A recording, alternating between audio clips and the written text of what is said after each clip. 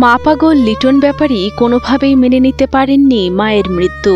মায়ের চলে যাওয়া যেন তার জীবন থেকে মুছে দিয়েছে সব হাসি আনন্দ। মায়ের মৃত্যুর শোক সইতে না পেরে 14 বছর আগে মানসিক ভারসাম্য হারান তিনি। দিনে দিনে লিটনের আচরণ আরও বেশি অস্বাভাবিক হলে গত 4 বছর ধরে বাড়ির পাশের বাগানের একটি গাছেই শিকলবন্দি অবস্থায় কাটছে তার জীবন। আমার ভাইয়ের জীবনটা কিভাবে কাটতেছে অনেক সময় কল্পনা করি।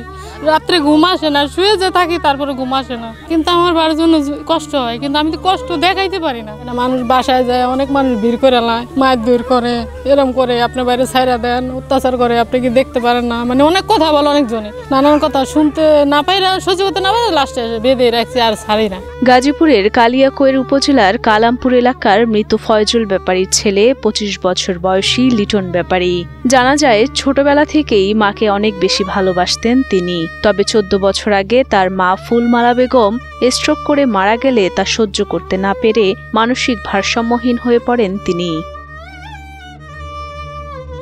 পরিবার সহ গ্রামের সকলের সাথে অস্বাভাবিক আচরণ শুরু করে এবং ঘরবন্দি করে রাখলেও চেঁচামেচি করায় বাধ্য হয়ে বাগানের মধ্যে গাছের সাথে পায়ে শিকল পরিয়ে রাখেন তার বোন তানজিলা বেগম। আমার মায়ের অনেক ভালোবাসতো, বা আমার মার প্রতি ওর দুইটা দুর্বলতা ছিল। আমার মা হঠাৎ করে একদিন স্ট্রোক করে মারা যাওয়ার পরে একটা শোক পায়। শোক পাওয়ার পর থেকে পাগলামি শুরু করে। প্রথম অবস্থা অতটা গুরুত্ব দিই নাই, বুঝি নাই। তারপর থেকে বাড়তেছে, তারপর মানুষের অত্যাচার করে, আমাদেরও মারধর করে, আমাদের সন্তান মারধর করে, তখন থেকে পরে শিকলে বেঁধে রাখছে। 5 ভাই বোনের মধ্যে সেজো লিটন। অন্যান্য ভাই বোন তার খোঁজ না নিলেও তার দেখাশোনা করেন বড় বোন তানজিলা। তবে আর্থিক অনটনে করাতে পারেননি ভাইয়ের চিকিৎসা। উন্নত চিকিৎসা পেলে হয়তো সুস্থ হতে পারে বলে আশাবাদী তানজিলা। তাই সমাজের বিত্তবানদের কাছে সাহায্যের অনুরোধ জানান তিনি। আর আমার স্বামী লোক গার্মেন্টসে চাকরি করে আর কয় টাকা পায়, ওই টাকা দিয়ে আমাদের সংসারই চলে না।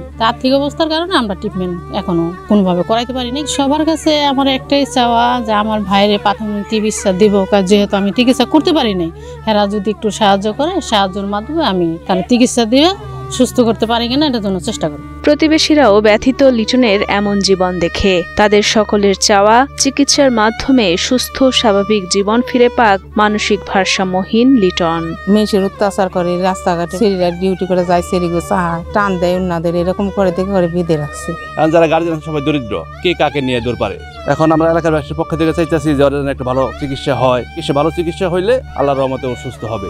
সরকারের কাছে আমাদের এই আবেদন যেন ওর একটা ভালো সুচিকিৎসা হয়। সরকারের কাছে আমাদের একটা আবেদন যে ওইলে ওরা একটু চেষ্টা করে ভালো করে দেখ, যেন চলে ফিরে খাইতে পারে, আর না হয় ওরা থাকার মতন একটা ব্যবস্থা করে দেওয়া।